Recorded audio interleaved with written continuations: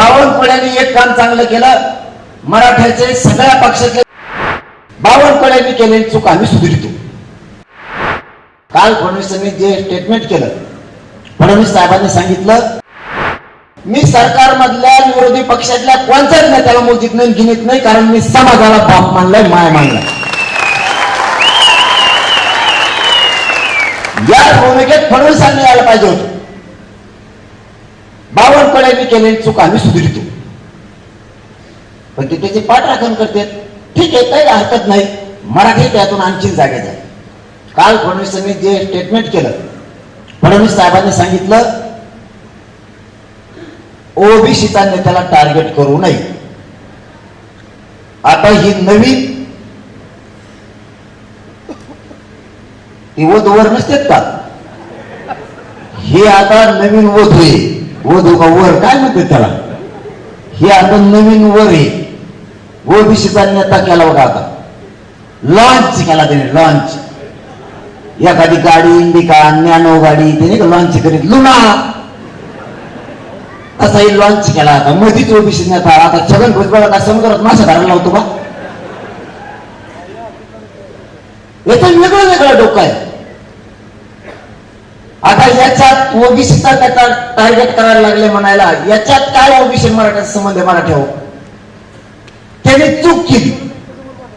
चूक म्हणायचं सोडून ओबीसीचा नेता त्याला टार्गेट करायला लागले म्हणून यांनी फडणवीसांनी काय म्हणायला पाहिजे माहिती का? फडणवीस साहेबांनी त्याला सरळ म्हणायला पाहिजे होतं, तू मराठ्यांना टार्गेट करू नको, मराठा अंगावर येईल. पण ते झालं ते चांगल्यासाठी होतं. ते तसं म्हणल्यामुळं मराठी जास्त जागे झाले. आता मराठ्यांना वाटतंय हे 100% मराठ्यांचं वाटोळं करायलाच निघाले. त्याला झापायचं सोडून, त्याला बोलायचं सोडून मराठ्यांच्या पाठीमागं लागले. मग मराठी आणखीनच जागे झाले, कारण हे उघड उघड आहे, उघड उघड खेळ सगळा. त्यांनी त्याला बोलायचं सोडून त्याला टार्गेट केलं म्हणतात. त्यांची भाषा पाहिजे होती, मराठा टार्गेट का करतो. बावनकुळ्यांनी मात्र एक काम चांगलं केलं. बावनकुळ्यांनी एक काम चांगलं केलं, मराठ्याचे सगळ्या पक्षातले जेवढे आमदार खासदार मंत्र्यांना यांच्या नाकावर टिकून त्यांनी मराठ्याचं वाटोळं केलं. यांच्या नाकावर टिकून त्यांनी मराठ्याचं वाटोळं केलं. हे उघड्या डोळ्याने बघतेत, जसं की यांचं रक्तच मराठ्याचं नाही असं वागतात आपलेच मराठ्याचे सगळे नेते.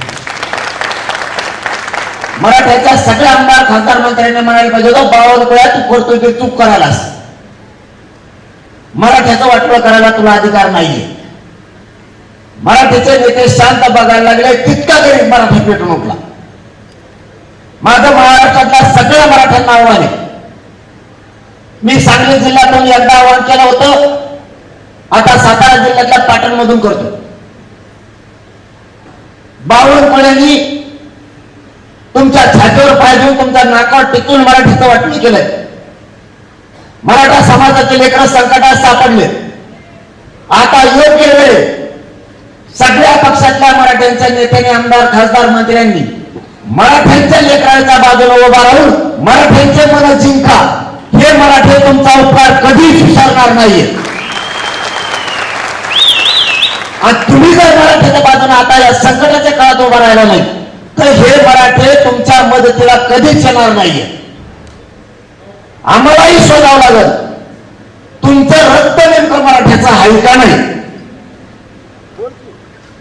किंवा जर त्याच्या काय समज नसताना मराठ्यांचा वाटोळा करतोय, तुमचं तर जातवान मराठ्यांचा रक्त आहे तरी तुम्ही मराठ्यांच्या लेकराच्या मदतीला येत नाहीत म्हणलं आम्हाला लाज वाटणार आहे तुम्हाला मराठा म्हणायची. सगळे मराठी सावध व्हा. ही लहान विषय नाहीये.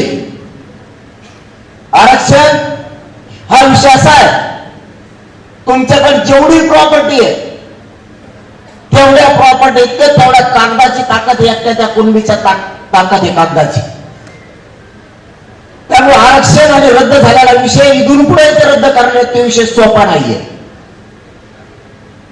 त्यामुळे मराठ्यांनी सावध व्हा. तुमच्या सगळ्याच्या खांद्यावर जबाबदारी. 29 ऑगस्टला आंदोलन आंतरहरित करायचं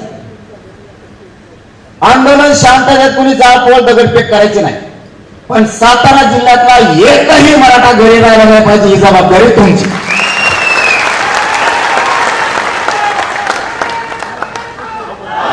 तुमच्या लेकराच्या सुखासाठी, तुमच्या लेकराच्या कल्याणासाठी मी तिथं जीवाच्या बाजूला लढणार आहे, कारण मला हे शेवटचं आंदोलन करायचं, निर्णायक आंदोलन करायचंय. पुन्हा 50-100 वर्ष मराठ्यांच्या पाठीमागे प्रश्नच ठेवायचा आहे.